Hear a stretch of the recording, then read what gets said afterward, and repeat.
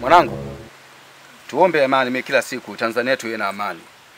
Kwa sababu najua ikatokea vurugu, ikatokea jambo lolote, watakaopata tabu ni watoto. Wazee. Isitoshe muangalia kwanza wale watu waliokuwa hospitali wanaumwa.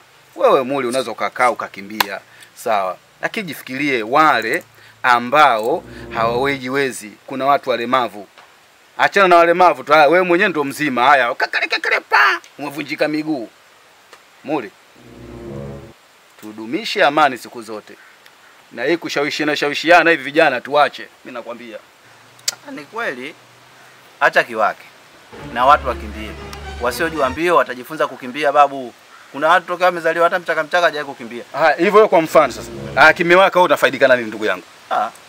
Watu kikisha waka watu wenye maduka wanakimbia.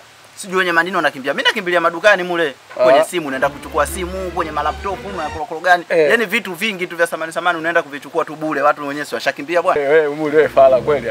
Fala. Mwanangu wewe usikie. Kwa sababu nikwambia yani shida inakuja kitu kimoja. Yaani kwamba ili swala unaweza ukalichukulia poa tu. Lakini sasa wewe piga mahesabu tu chuma tu. Mtoto akisha kibastola kuoneshea una mtu mzima. Baba. Bwana. Sasa. Bwana.